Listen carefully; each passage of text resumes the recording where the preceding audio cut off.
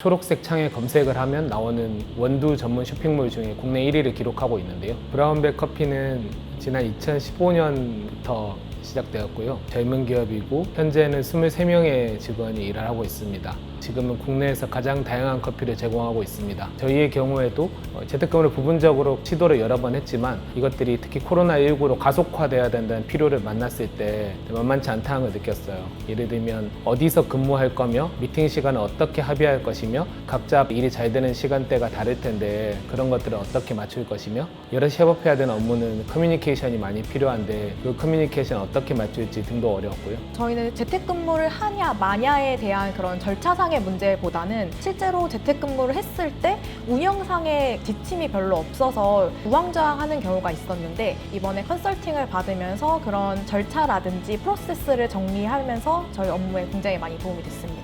재택근무를 하다 보면 업무와 직무와 사람에 따라서 사실 재택근무가 적합한 경우와 그렇지 않은 경우가 있어요.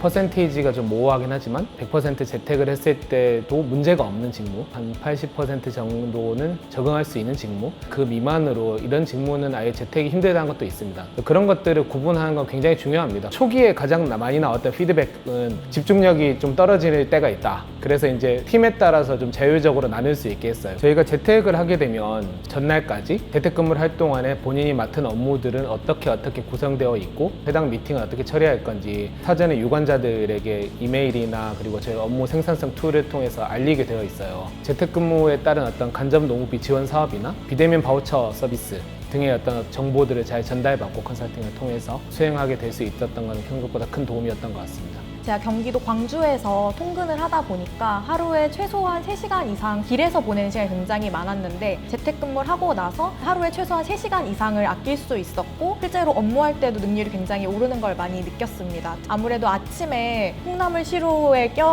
나가는 것처럼 출근을 하다 보면은 실제로 출근을 하고 나서 굉장히 기진맥진한 경우가 많았는데 시간도 아끼고 체력도 아끼면서 업무 효율이 굉장히 높아졌습니다.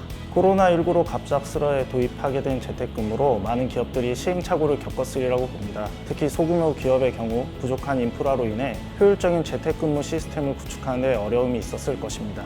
고용노동부에서는 재택근무 컨설팅을 통해 재택근무 시 발생할 수 있는 구성원 간의 갈등, 업무 상황 공유 부족 등의 문제를 최소한으로 줄일 수 있는 방법과 IT 인프라 구축 등에 대한 제안을 실시하였고 참여한 기업들이 재택근무를 안착시키는 데 성공했다고 봅니다. 흔히 재택근무는 근로자의 편의를 위한 것으로 생각되지만 기업에서도 많은 이점들이 있습니다. 코로나19와 같은 상황에서도 영업을 지속적으로 할 수 있고 먼 거리에서 사는 우수한 직원을 채용할 수 있으며 운영비 절감도 할 수 있습니다. 재택근무가 일상적 근무 형태로 안착될 수 있도록 많은 기업들의 참여 부탁드리겠습니다.